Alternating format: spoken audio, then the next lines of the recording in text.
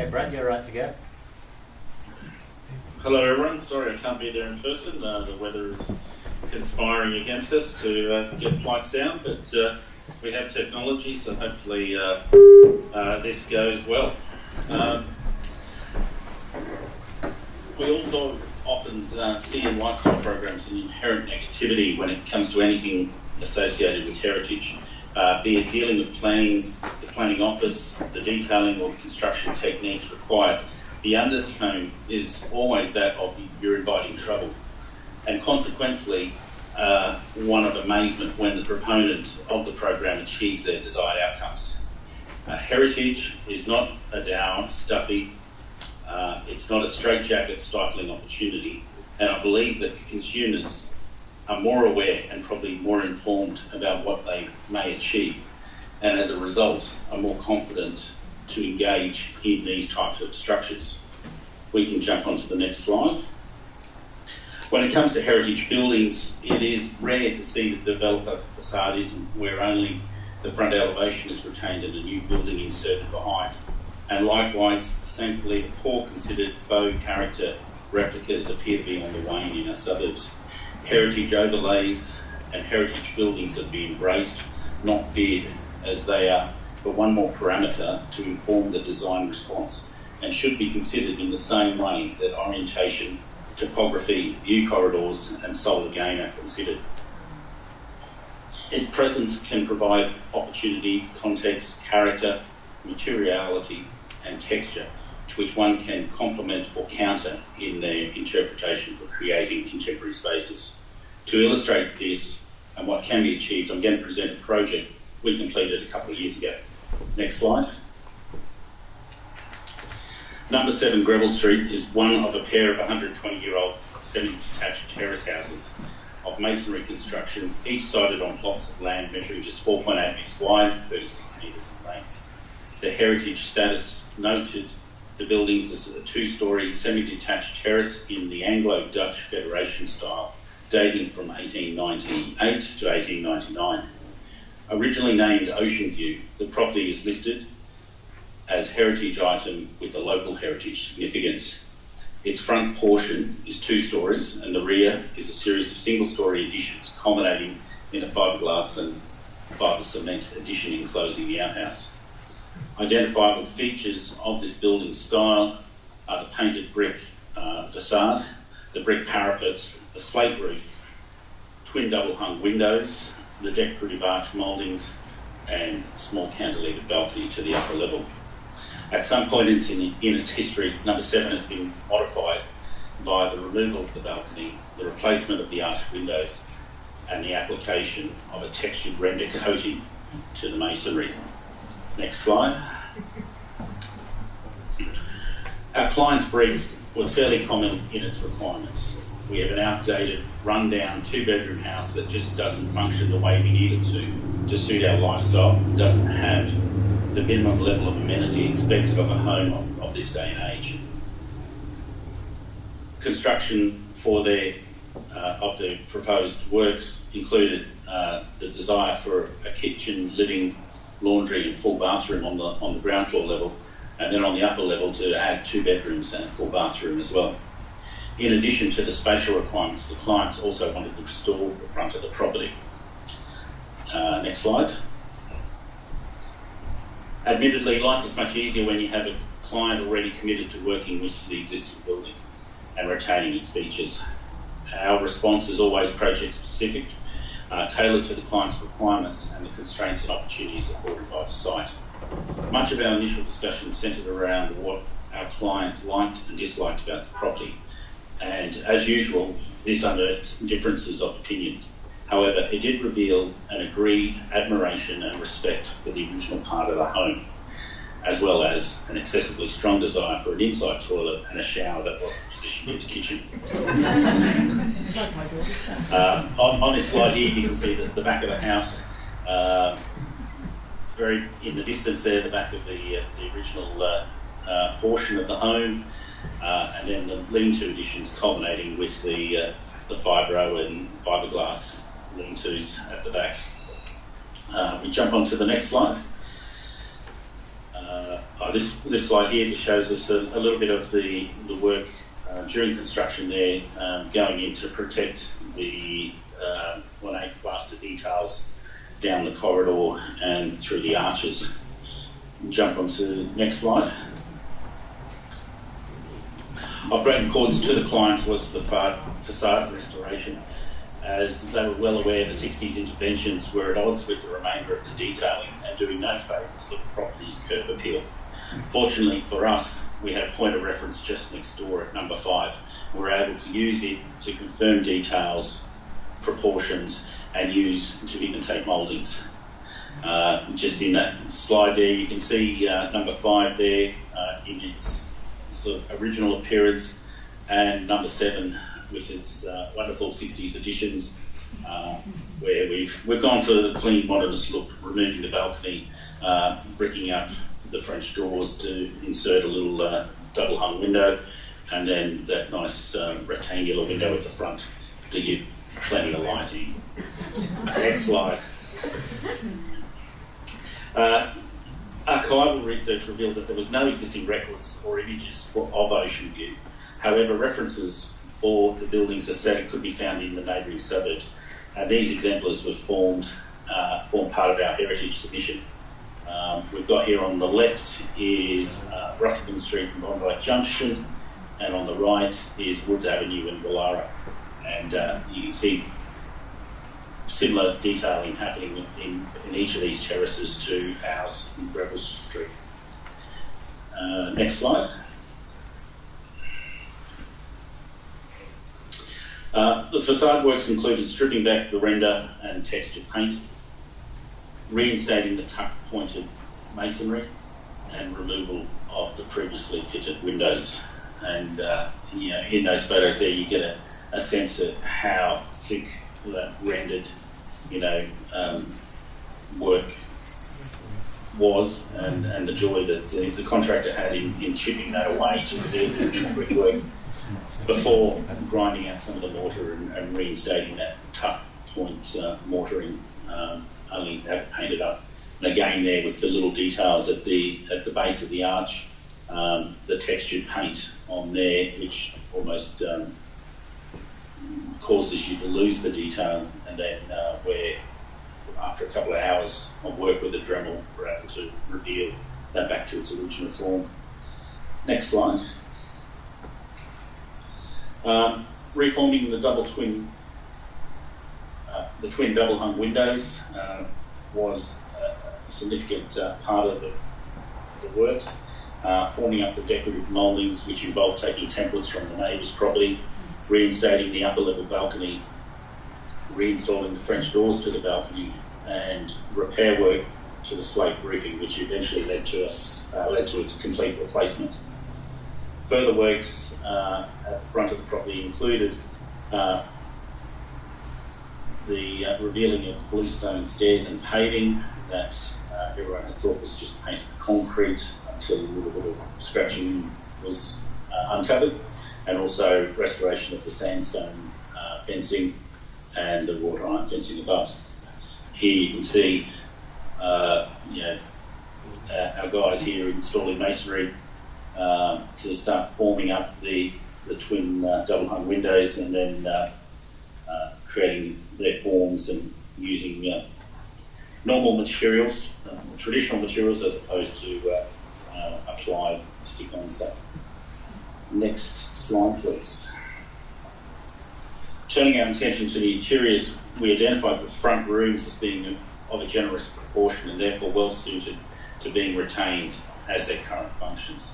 They also maintain much of the original character and detailing: the pine timber floorboards, the decorative skirtings, decorative cornices and trims, original doors and fanlights, and the original fireplace. The back two rooms were a little cosier due to the installation of a very steep, narrow stair, and after much debate around the values of retaining these original details versus safety, it was decided to remove the stair, as the stair would not be suitable for a family home. This presented the challenge of where to position the new stair, but in that it also provided us with an opportunity. Here you see the ground floor plan. On the top there's the original plan.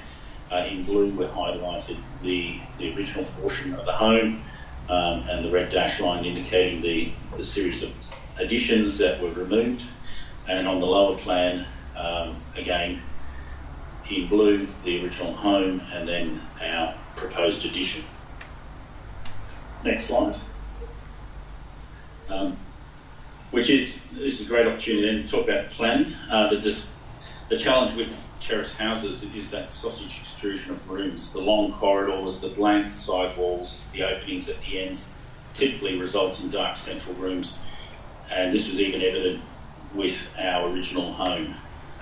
To address this, we treated the addition as a portion separate to the original building. This provided us a number of benefits. On the upper level, it provided separation between the master bedroom and the new bedroom additions. It allowed us to create a light well to bring natural light and ventilation deep within the building plan. It allowed us to transition across the floor plate and to break up the long corridor. But most importantly, it allowed us to again engage with the original heritage portion of the home. As a result, one is aware of where the heritage component of the home starts at the front gate and where it ends upon entering the circulation zone.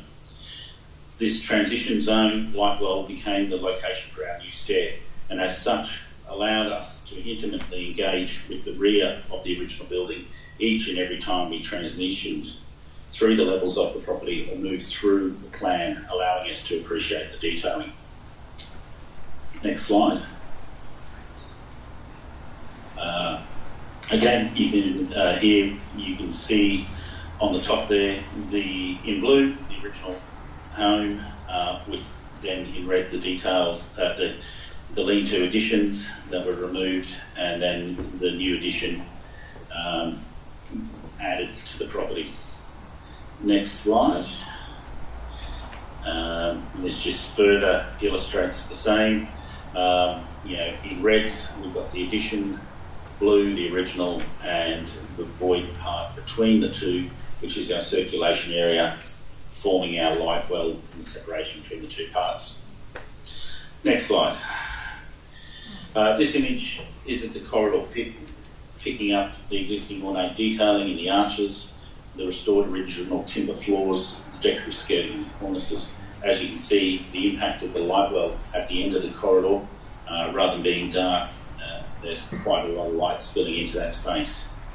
While on this slide, I also want to draw your attention towards the end of the corridor on the right-hand side. We see BJ timber linings introduced into the property as a break from the original fabric. This was installed where the stair was removed, but the BJ material is still related to decorative board that had previously lined the stairs.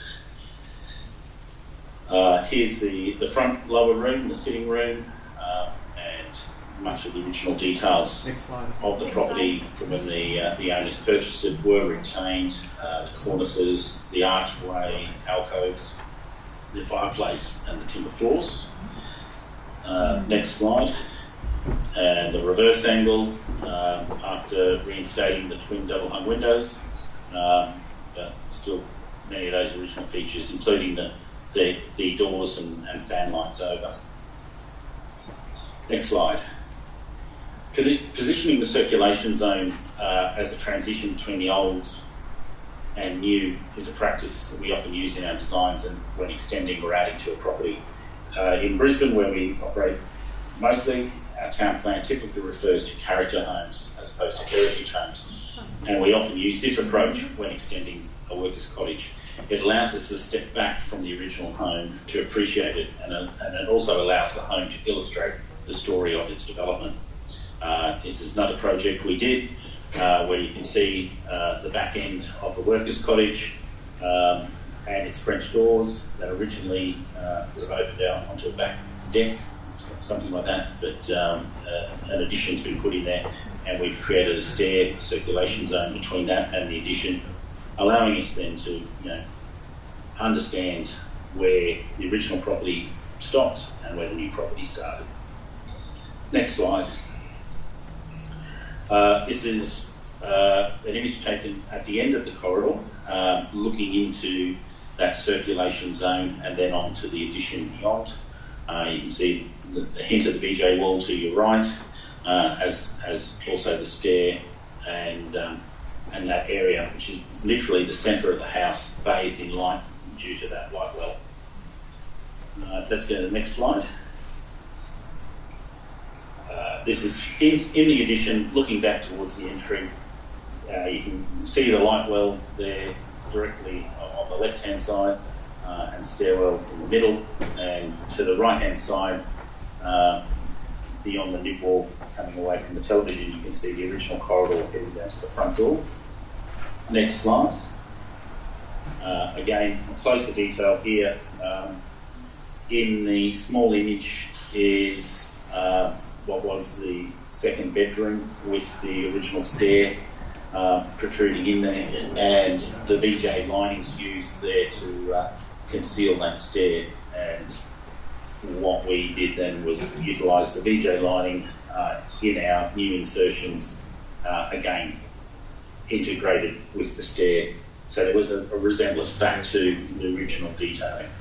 What you can see here though is, the back of a home, the slate mansard roof and the masonry back, and how the light well kicks in, and you get an awareness from in that void of the back and all the detailing of the original home.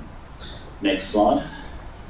Again, similar photo illustrating the same, that we're in that voided area, and as we move up through the stair, we're engaging ourselves with the back mansard roof of the original house.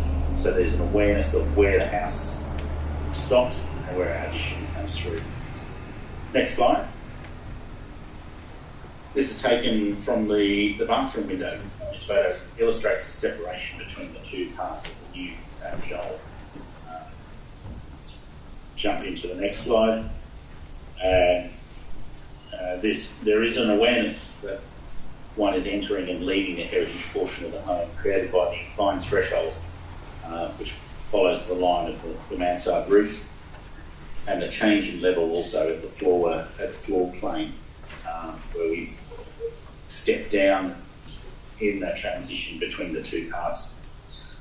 Likewise with the ceiling, it lowers to indicate a change between the existing and the new. Again, on the right hand side, you see the VJ lining, as this is a new wall inserted to form the bathroom following the removal of the stairwell. Next slide. Just a couple of crude pictures here. This was the upstairs bathroom. You can see the window that opens was an original window from that very early on slide where we're looking at the back of the house. You saw the window that was retained and now opens up into that voided area to ensure that the bathrooms are filled with natural light. Let's go to the next slide. This is the downstairs bathroom directly below, also set up similar style and included our laundry.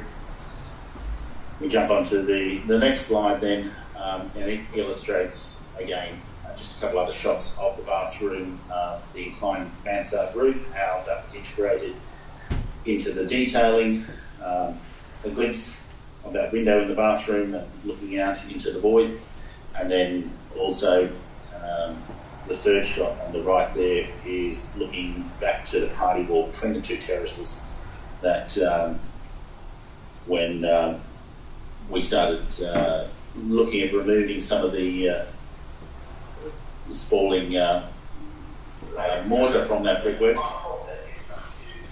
we exposed the brickwork, and the client there decided they quite liked that, and that became a permanent feature. We'll jump on to the next slide. So we've undertaken the restoration of the front facade. We've rehabilitated the existing portion of the home, and we've developed planning strategies to allow us to appreciate the character of the original home. This brings us to the addition. This is treated as a new contemporary addition. As such, it could be slick, polished, clean lines, but while that would illustrate a clean break between the parts, it doesn't really provide a cohesive ambience when in such a small space. You've got to remember that this property site is only 4.8 metres wide, so the property itself is closer to 4.5 metres. So it's quite a confined space. Our approach to this home is one of a sympathetic contrast, is the phrase we coined, where we consider the context, the material and the detailing and apply it in a way that, while contrasting the original, implies a familiarity. The heritage component of the home is identified by fine detail and decorative trims. So with this project, rather than running with slick, clean lines or repeating those decorative details, we've created our own detail and decoration via the structural elements of the home, expressing them so that they become the decoration. Likewise, we laced materials and textures from the original home into the addition, albeit interpreted to create a character of their own. Next slide. So this is well within the addition. Looking back to the light well again, you can see how the exposing of the floor joists above create their own patterning and decoration on the ceiling. And likewise, we've got timber wall linings used that reflect back to the timber flooring in the original home, but also create texture and tactility through just the left natural in their finish and the VJ character. Next slide. This is looking in the opposite direction, back out to the rear yard, so a small garden area, and face due north.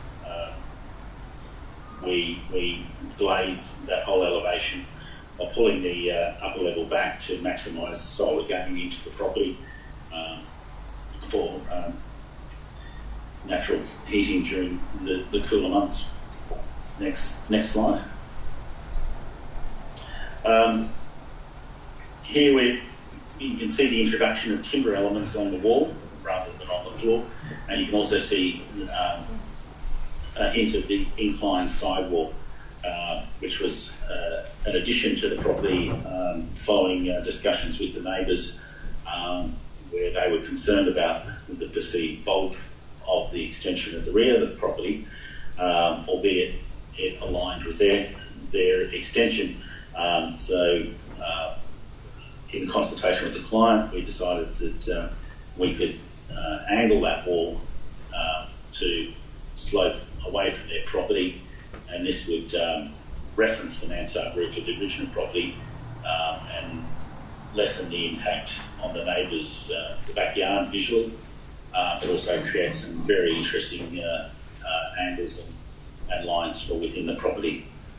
Next slide. So this, now we're right at the back of the property, looking back towards the original home, and you can see the upper level is pulled back with the bedroom upstairs with its own reinterpretation of a window seat, a bay window, and the timber wall, the inclined wall carrying through. Next slide. This is just the upper bedroom, its outlook across the suburbs. Not quite ocean view anymore, but definitely view across the suburb. Next slide. And this is from the corridor, looking back out to the rear. You can see the inclined timber wall and the way that it sort of wraps itself around the occupants in the end bedroom and leads your eye out to those views. Next slide. Back down the corridor, we end up back into the light well, the vertical circulation of the stairwell, back where it all started again. So every time you work through that area, you're experiencing the back of the heritage building again. Next slide. So there you have it, number 7 Greville Street, a home and a project that involved the restoration of a heritage facade, the rehabilitation of the interiors and their detailing, and the reinterpretation for the new addition. I hope this presentation illustrated how heritage context can be considered as one more design parameter with a project, in a project, and how it can give rise to opportunities to inform those design outcomes. Thank you.